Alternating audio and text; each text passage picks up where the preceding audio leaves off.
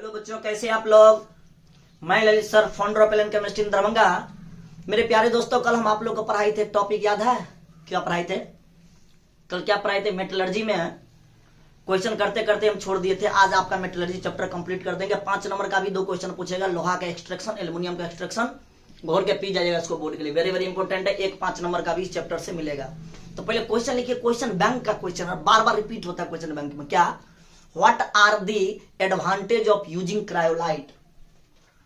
What are advantage of using cryolite?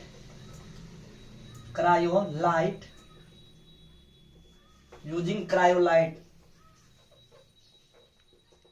Question है ये, using cryolite in the electrolytic reduction of aluminum.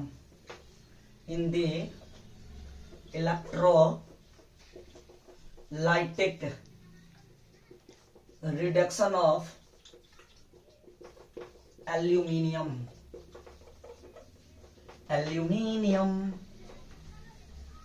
Okay, ये आपका Bihar board का question पूछा हुआ है, उसके बारे में लिखना है। Aluminium has very high melting point. अगर एल्युमिनियम का मेल्टिंग पॉइंट बहुत ज्यादा हो जाए, लगभग 2000 डिग्री सेल्सियस हो जाए, तो बैड कंडक्टर हो जाएगा इलेक्ट्रिक करंट का। बैड कंडक्टर हो जाएगा इलेक्ट्रिक करंट का जब हम क्रायोलाइट को यूज करेंगे तब। अगर उसका मेल्टिंग पॉइंट 900 डिग्री सेल्सियस से लोअर कम हो जाए तो गुड कंडक्टर हो जाएगा इलेक्ट्रोलाइट का। इसी बात को लिखना। लिखिए, alumina has very high melting point. Alumina has very high melting point. समझना है, समझोगे तुरंत याद होगा, रटने का झंझट में बड़ा टेंशन हो जाएगा। Very high melting point, very high melting point. मेरे प्यारे दोस्तों, ब्रैकेट में 2000 डिग्री सेल्सियस ऐसे लिख देंगे, ब्रैकेट में 2000 degree Celsius. And bad conductor of electric current, and bad conductor हो जाएगा। वेरी हाई मेल्टिंग पॉइंट पर वह बैड कंडक्टर हो जाएगा इलेक्ट्रिक करंट का। Bad conductor of electric current,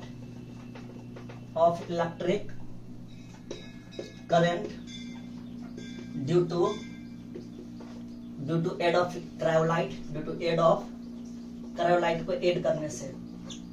cryolite को जब ये ऐड करेंगे वेरी हाई टेम्परेचर पर, तो वह बैड कंडक्टर हो जाएगा इलेक्ट्रिक करंट का। उसके बाद नेक्स्ट पॉइंट लिखिएगा, melting point is lower to, उसका मेल्टिंग पॉइंट घट जाएगा। Melting point is lower to, melting point is lower to 900 degree Celsius. It is good conductor of electric current. It is good conductor of electric current, तो वो बहुत ही अच्छा electric current का सुचालक हो जाएगा। Good conductor of electric current. मेरे प्यारे दोस्तों, अगर क्रायोलाइट से क्वेश्चन पूछे ना तो धर फराना नहीं है। क्या? Alumina has very high melting point 2000 degree Celsius, bad conductor of electric current by due to use of या bad conductor of electric current due to add of cryolite.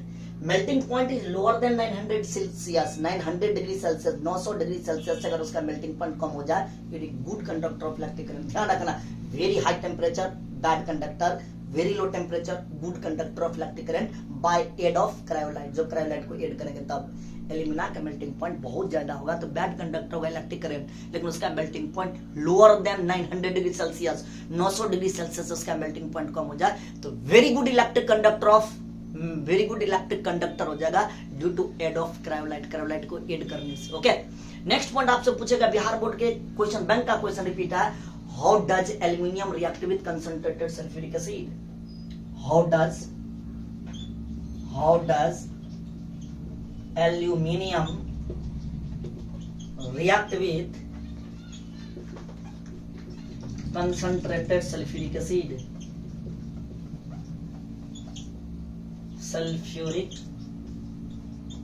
ये क्वेश्चन है बिहार बोर्ड का, ये क्वेश्चन है, बताइए।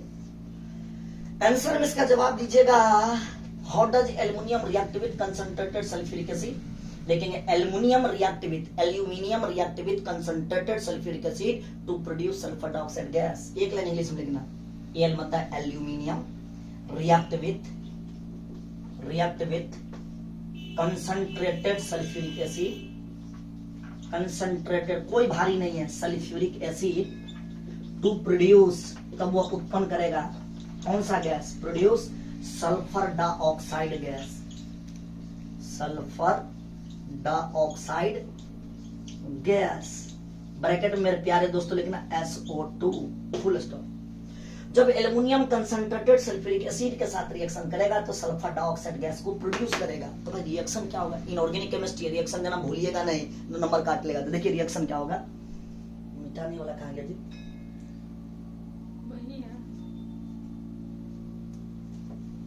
देखिए उसका reaction के बारे में।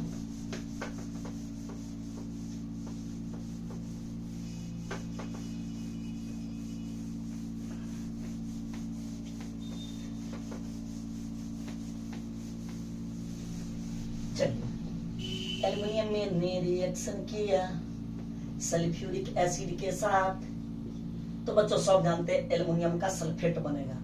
एल्युमिनियम का सल्फेट कैसे बनेगा, Al2SO4 के होल थराइस बनेगा, और साथ में कौन सा गैस देगा, सल्फर डाइऑक्साइड गैस देगा। इन जी कौन सा गैस देगा बोलिए, सल्फर डाइऑक्साइड गैस देगा, और साथ में रिएक्शन का अंत में तो सब जानते हैं वाटर देगा, तो वाटर बन गया। ये आप रिएक्शन लिख देना, बैलेंस कीजिएगा अत्युत्तम, नहीं बैलेंस कीजिएगा तभी चलेगा। एल्युमिनियम ने कंसंट्रेटेड सल्फ्यूरिक एसिड के साथ रिएक्शन किया, concentrated sulphuric acid, aluminium sulphate बना, एल्यूमिनियम सल्फेट, एल्यूमिनियम सल्फेट क्या बना बोलिए, aluminium sulphate plus sulphur dioxide plus साथ में क्या निकला, वाटर निकला। इतना आप लिखिए, अब बिहार बोर्ड में 2 नंबर मिलेगा। चलिए आगे बढ़िए, next question, write the name of catalyst use in contact process and Ostwald process. Contact process, Ostwald process, ये कॉन्टैक्ट प्रोसेस और ओस्टवार्ड प्रोसेस आपको पी ब्लॉक में रिपीट होगा कि बताइए उसका कैटलिस्ट कौन सा यूज करते हैं। Write the name of catalyst use in contact process and Ostwald process में कौन सा कैटलिस्ट को आप यूज कीजिएगा।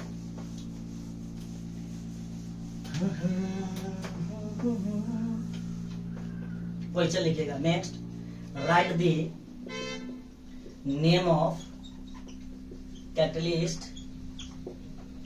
यूज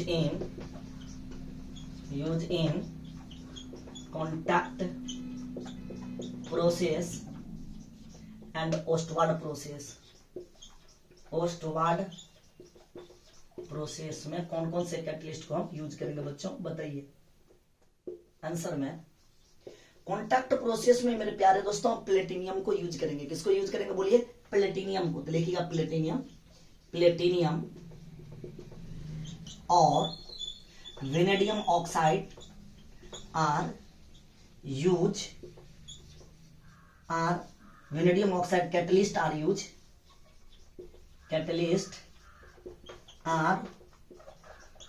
इन किसमें, contact process and Ostwald process, OSTWN Ostwald process. Okay, ध्यान रखिएगा कि कॉन्टैक्ट प्रोसेस में आप प्लेटिनियम को यूज कीजिएगा, लेकिन ओस्टवार्ड प्रोसेस में आप वेनेडियम ऑक्साइड को यूज कीजिएगा। बिहार बोर्ड में पूछेगा 2 नंबर में। तो लेकिन platinum and vanadium oxide, platinum और vanadium oxide catalyst are use in contact process and Ostwald process. मेरे प्यारे दोस्तों एक क्वेश्चन और करवाएंगे हम, which type of sulphide ore are use in froth flotation process. किस प्रकार के सल्फाइड ओर को हम यूज करते हैं फ्रोथ फ्लोटेशन प्रोसेस में, बताइए। ये बिहार बोर्ड में 2 नंबर में पूछा गया। तो लिखिए, बिहार बोर्ड पूछा गया तो छोड़ने वाला मैं भी नहीं हूं। आपको क्वेश्चन बैंक पढ़ने की कोई जरूरत नहीं है, मेरा वाला नोट आप पढ़ लीजिए, क्वेश्चन बैंक भी हो जाएगा, VVI क्वेश्चन भी हो जाएगा। मैं आपको कंपटीशन लेवल का नहीं पढ़ा रहा हूँ, केवल बोर्ड के लिए पढ़ा रहा हूँ। फुली बोर्ड के लिए पढ़ना है, 10-15 दिन बाद क्या पढ़िएगा। चलिए हेडिंग क्वेश्चन लिखेगा, which type of ore are concentrated by froth flotation process, which type of ore are concentrated by froth flotation process,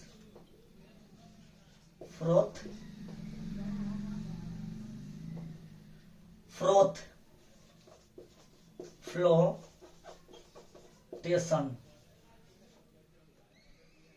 flotation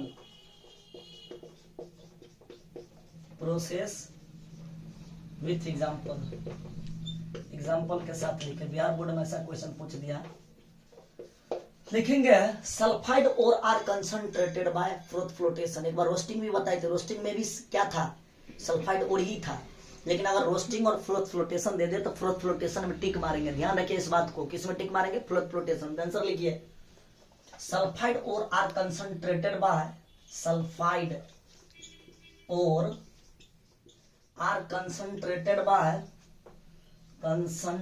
bye flotation process, flotation process, full stop. Example में, उदाहरण में, copper pyrite, बच्चों यहां से Bihar board में objective भी पूछेगा, copper pyrites CuFeH2। ध्यान रखिएगा, कॉपर पायराइट, कॉपर ग्लांस,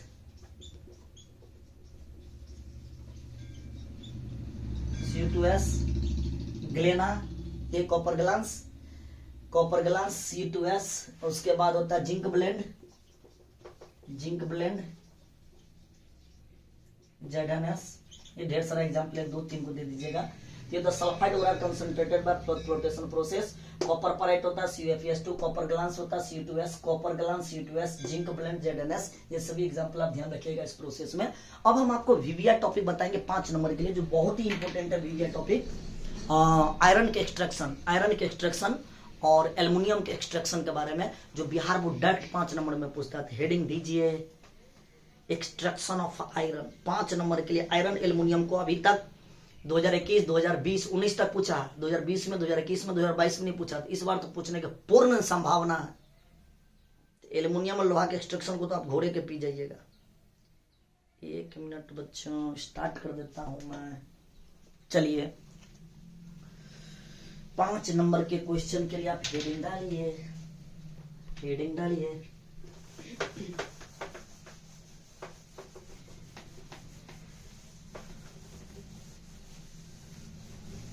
और ये 5 नंबर क्वेश्चन लिखने के लिए आपको 1.5 से 2 पन्ना लिखना पड़ेगा, स्टेप वाइज लिखना पड़ेगा। एक भी स्टेप को उड़ाएंगे नहीं, ध्यान दीजिएगा। चलिए हम भी लिख रहे हैं, देखिए तो देखिए क्वेश्चन लिखिए। तो पहले क्वेश्चन क्या 5 नंबर में, write the important ore of iron. 5 number के लिए ऊपर लिखा 5 नंबर के लिए, 5 नंबर के लिए बच्चा, 5 नंबर के लिए, 5 नंबर के लिए, 5 नंबर के लिए किसका, इनऑर्गेनिक केमिस्ट्री का। इनऑर्गेनिक केमिस्ट्री में 2 ही 5 नंबर पढ़ेंगे, एक बोर्ड में टकराएगा। इनऑर्गेनिक केमिस्ट्री के लिए, okay. First, write the important ore of iron. देखिए क्वेश्चन पूछेगा, राइट द इंपोर्टेंट ओर, आपको पता ही होगा important ore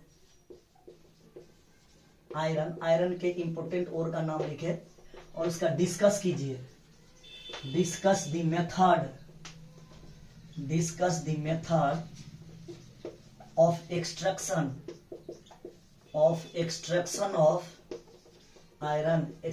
of iron and the chemical reaction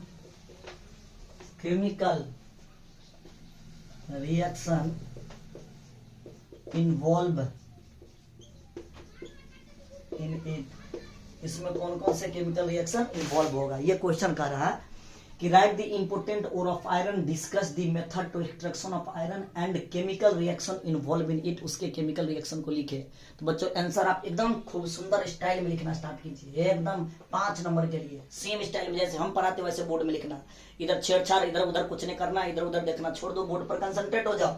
चलिए क्या लिखेगा पहले, important ore of iron, important ore of iron are, 2 और, हम 4 और बताए आपको, लेकिन आप 2 लिखिएगा यहाँ पे। एक हेमाटाइट, कोई बच्चा फॉर्मूला बोलोगे, Fe2O3। मैग्नेटाइट, लोहा का ओर का नाम है मैग्नेटाइट। कोई बच्चा फॉर्मूला बोलोगे, Fe3O4, ये होता है Fe3O4। सीधे राइट, ये सब नहीं दीजिए, 2 को चलने दो। इंपोर्टेंट ओर का नाम लिख दिए, हेमाटाइट और मैग्नेटाइट, ठीक। अब हेडिंग डालेंगे एक्सट्रैक्शन ऑफ आयरन, ऐसे same heading, extraction extraction of iron, और इसको अंडरलाइन कीजिएगा ताकि बोल्ड में उसको भी पता चले कि आयरन का एक्सट्रैक्शन कर रहा है। 3 स्टेप में एक्सट्रैक्शन करेंगे। पहला जोन ऑफ रिडक्शन, सबसे पहला स्टेप लिखेंगे जोन ऑफ, पहला स्टेप कर देंगे जोन ऑफ रिडक्शन, और इसके टेम्परेचर को ब्रैकेट में फिक्स कर देंगे। टेम्परेचर को ब्रैकेट में फिक्स कर देंगे 500 केल्विन से लेकर 500 केल्विन टू 800 केल्विन, इसका टेम्परेचर फिक्स होता है, ब्रैकेट में इसे डालेंगे सेम स्टाइल में 500 केल्विन टू 800 केल्विन। 3 वो रिएक्शन को लिखना, Fe2O3, इसी का नाम था हेमाटाइट। जब वो रिएक्शन करेगा कार्बन मोनोऑक्साइड के साथ बालक बनाएगा मैग्नेटाइट Fe3O4, साथ में कार्बन डाइऑक्साइड देगा। बैलेंस करना तो बैलेंस कर दो, इसको 3 से इसको 2 से देख लेना, बैलेंस कर दीजिएगा। एक स्टेप।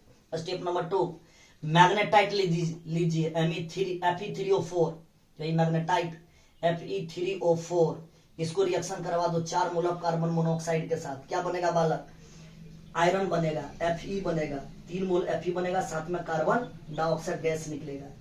तीसरा पॉइंट लो फिर Fe2O3, इसी का नाम है हेमाटाइट, वो रिएक्शन करेगा कार्बन के साथ, बालक क्या बनेगा? आयरन के ऑक्साइड बनेगा, FeO बनेगा, और साथ में CO2 बनेगा। इन 3 स्टेप को लिखना। फर्स्ट स्टेप ये Fe2O3, हेमाटाइट ने कार्बन मोनोऑक्साइड के साथ अभिक्रिया किया, मैग्नेटाइट प्लस CO2, बैलेंस कर लीजिएगा, गिन के लिख दीजिएगा। मैग्नेटाइट ने कार्बन मोनोऑक्साइड के साथ अभिक्रिया करता, आयरन मिलता है, आयरन साथ में कार्बन डाइऑक्साइड मिलता है, बैलेंस कर दीजिएगा, देख लीजिएगा। Fe2O3, फिर हेमाटाइट ने कार्बन के साथ अभिक्रिया करता है, आयरन के oxide FeO plus carbon dioxide बनेगा। ये पहला स्टेप हुआ जोन ऑफ रिडक्शन के बारे में।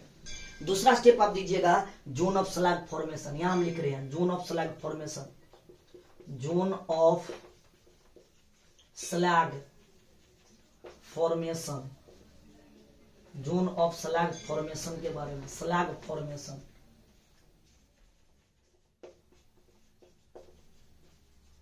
जोन ऑफ स्लैग फॉर्मेशन के बारे में, इसको अंडरलाइन कर दीजिएगा, ठीक।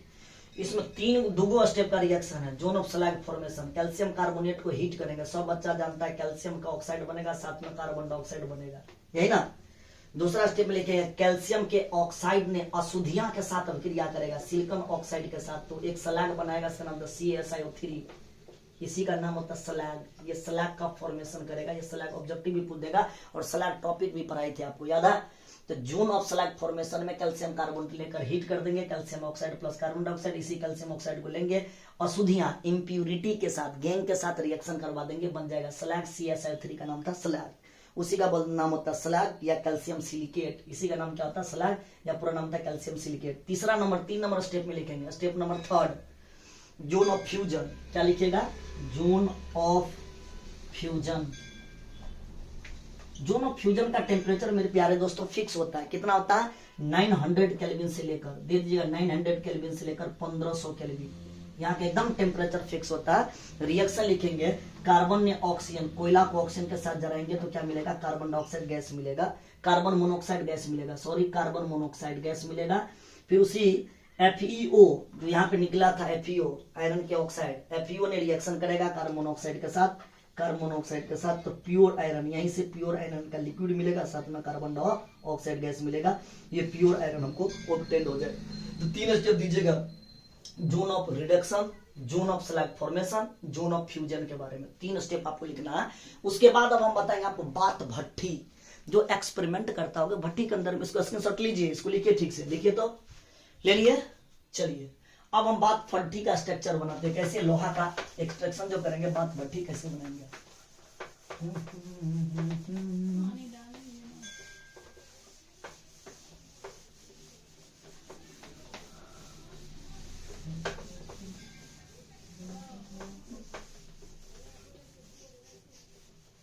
ऐसे लिख दोगे ना, 1 नंबर नहीं काटेगा।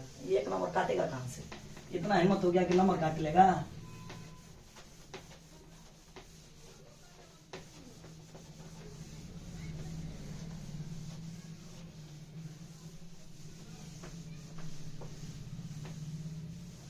चलिए देखिए इधर ध्यान दीजिए।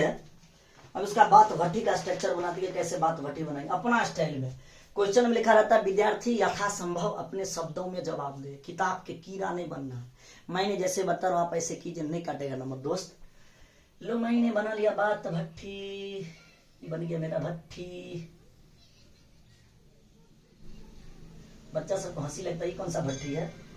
तू वाला भट्टी नहीं है, दारू वाला भट्टी थोड़ी है यार, ये बात भट्टी है। कैसे मजाक करते तुम लोग, बात भट्टी है। ओके, यहाँ पे सलाग बनेगा।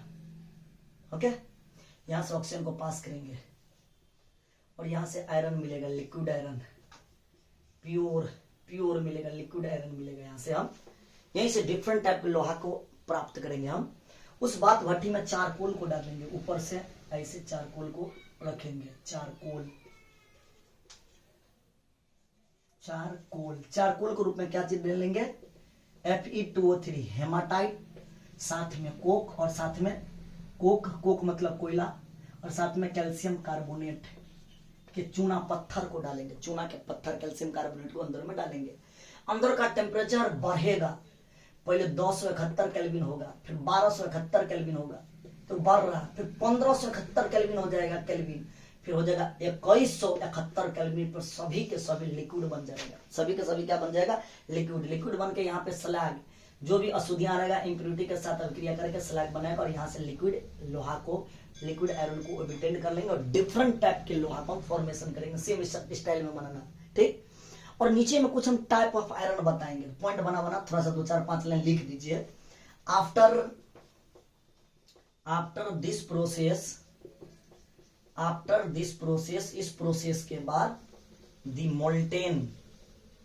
मोल्टेन आयरन, ये था ना मोल्टेन द्रव्य आयरन, मोल्टेन आयरन को ओबिटेंड करेंगे, विच इज एक्सट्रैक्टेड कॉल्ड, तब उसे हम बोलते हैं पिग आयरन। जो मोल्टेन आयरन को ओबिटेंड करेंगे उसे मोल्टेन आयरन का नाम देते हैं। कौन सा iron? Pig iron.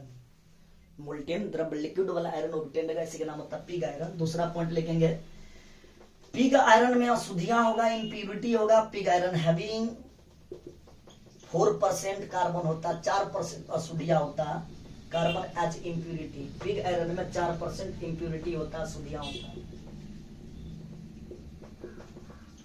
Next point, steel iron जो था उसके पास होता है 0.1 से लेकर 1.7% कार्बन एज इम्प्यूरिटी अशुद्धियां होता है। नेक्स्ट, उसके बाद लिखे ब्राइट आयरन हैविंग होता है 0.1 से लेकर 0.5% कार्बन एज इम्प्यूरिटी के रूप में, अशुद्धियां के रूप में। एक पॉइंट और दे दीजिएगा, cast iron having 3% carbon as impurity, अशुद्धियां के रूप में होता है। मेरे प्यारे दोस्तों, इतना आप लोग लिखिएगा तो आपसे एक भी नंबर नहीं कटेगा। After this process molten iron, इस प्रोसेस के द्वारा हम मोल्टेन आयरन को ऑब्टेन करते हैं, उसी को बोलते हैं पिग आयरन। पिग आयरन में जो अशुद्धियां होता है वो 3 से 4% इम्प्यूरिटी होता है। Steel iron having 0.1 to 1.7% carbon होता है इम्प्यूरिटी के रूप में। ब्राइट आयरन के पास 0.1 से 0.5% कार्बन होता है इम्प्यूरिटी के रूप में। कास्ट आयरन के पास 3% कार्बन होता है इम्प्यूरिटी के रूप में, अशुद्धियां के रूप में। ठीक, तो इतना आपका हो गया आयरन के एक्सट्रैक्शन के बारे में। एक टर्म और हम सिखाएंगे आपको, एल्युमिनियम के एक्सट्रैक्शन। हेडिंग डालिए एल्युमिनियम के एक्सट्रैक्शन के बारे में, लिख लीजिए इसको लेकिन स्क्रीनशॉट ले लीजिए।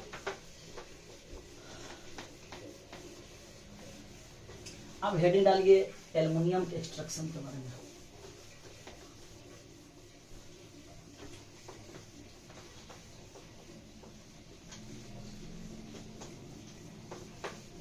एल्युमिनियम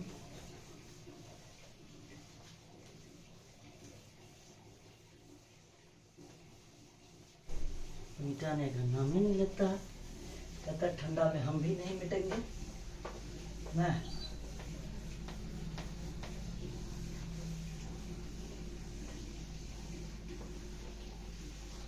चलिए हेडिंग लिखिए 5 नंबर के लिए है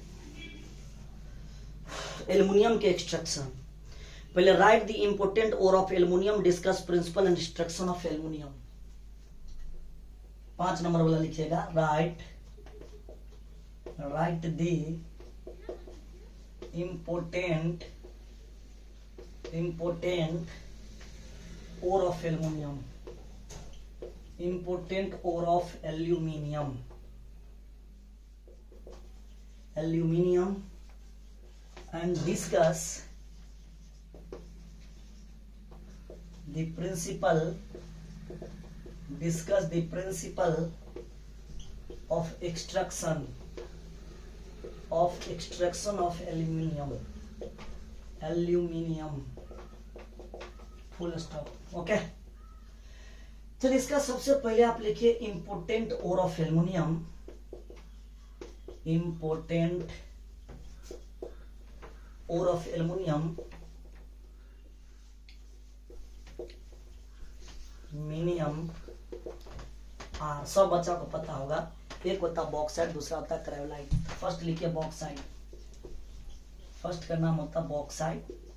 इसका फॉर्मूला सबको याद ही होगा, Al2O3.2s2O, एनर्जी 2s2। दूसरा होता क्रायोलाइट। क्रायोलाइट का फॉर्मूला सब मेरे प्यारे दोस्तों आपको याद होगा, Na3Al6। अब हेडिंग दीजिए एक्सट्रैक्शन ऑफ एल्यूमिनियम। एल्यूमिनियम का एक्सट्रैक्शन लिख दीजिएगा, extraction of aluminium from its oxide. उसके ऑक्साइड से एल्युमिनियम को ऑब्टेन करेंगे। उसके लिए एक प्रोसेस लेंगे, उस प्रोसेस का नाम होता है हेल हेरोल्ट प्रोसेस। याद रखिएगा कौन सा प्रोसेस, हेल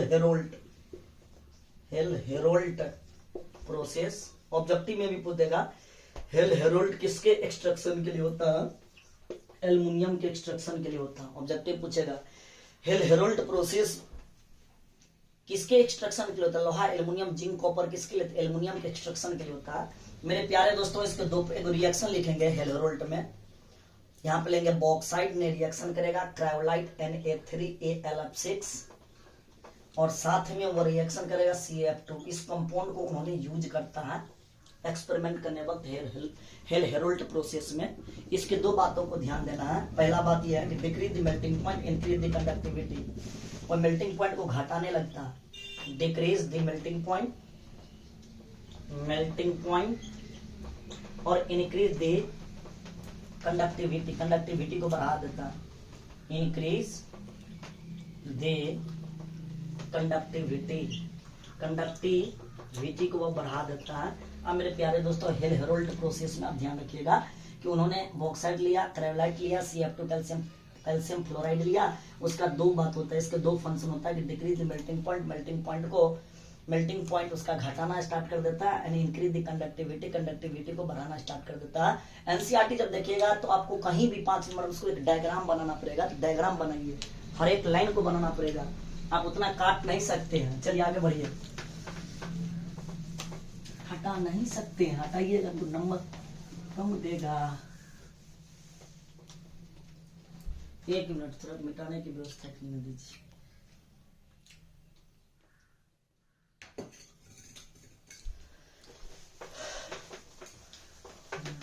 नहीं रहा,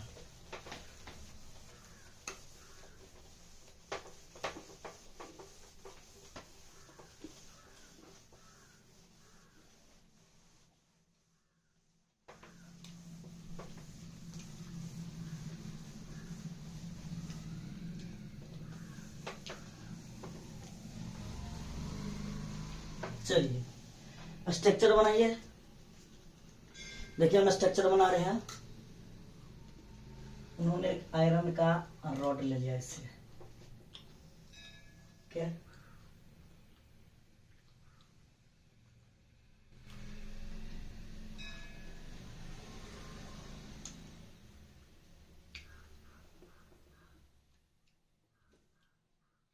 ये क्या चीज का, आयरन का ले लिया।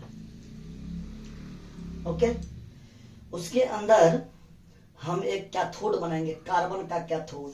देखिए कार्बन का कैथोड हम बना रहे हैं, देखिए तो कार्बन का मैं कैथोड बना रहा हूं।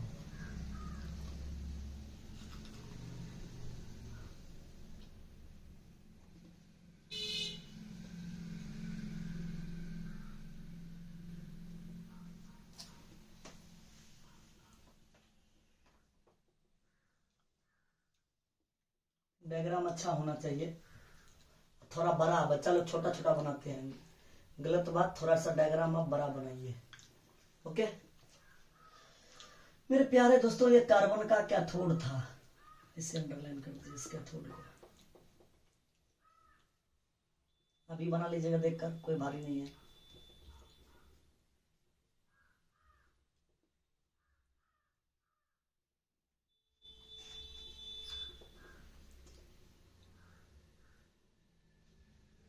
तो इसको इसी से कर दिया, अच्छा लगेगा देखने में। नहीं अच्छा तो लग रहा है जी।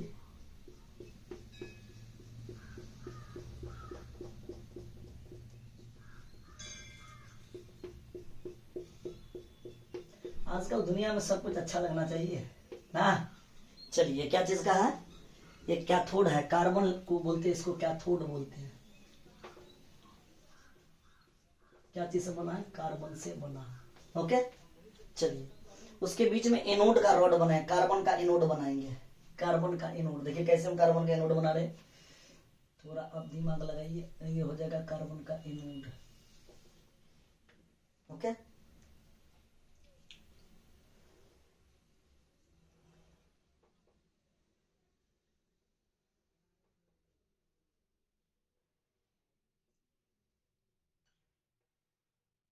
ये कार्बन का एनोड हो गया।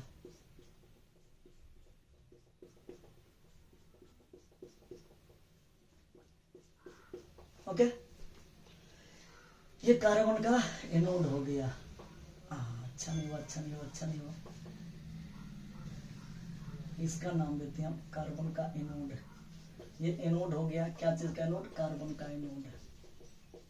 ओके ठीक, इसके ऊपर में पॉजिटिव चार्ज होता है, इसके ऊपर में नेगेटिव चार्ज। बहुत बढ़िया, इसके ऊपर में सजा दिया ऐसे ऐसे, इसके ऊपर में पोल, और इस पोल के ऊपर में नेगेटिव चार्ज को इंडिकेट कर दिया। इसके ऊपर में भी सजा दिया ऐसे, और इसके ऊपर में भी एक चार्ज दे दिया, पॉजिटिव चार्ज। ओके नेगेटिव और पॉजिटिव। उसके अंदर में यूज किया मोल्टेन बॉक्साइड, उस वक्त भी लिखे थे क्रायोलाइट Na3Al(F6), और साथ में यूज किया CaF2 कैल्शियम फ्लोराइड को यूज किया। ठीक, कैल्शियम फ्लोराइड को यूज किया।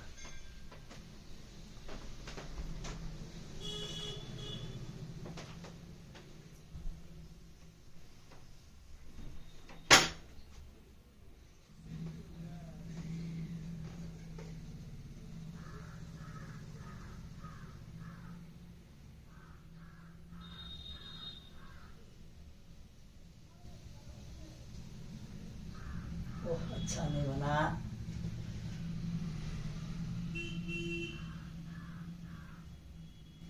ओके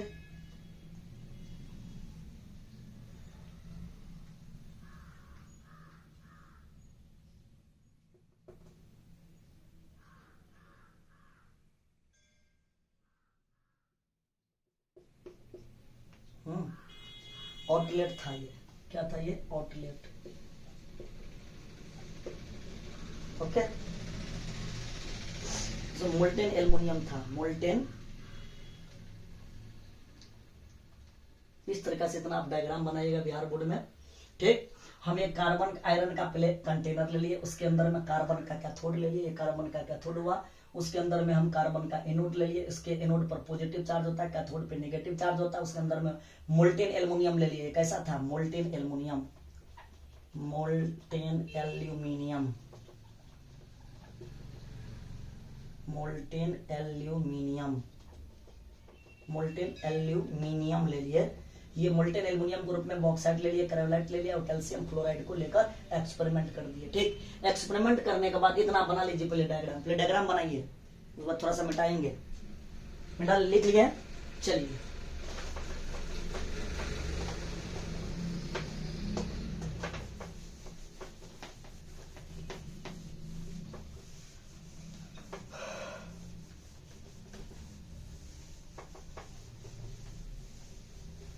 चलिए लिखिए तो फटाफट 2-3 गो लाइन लिखना है।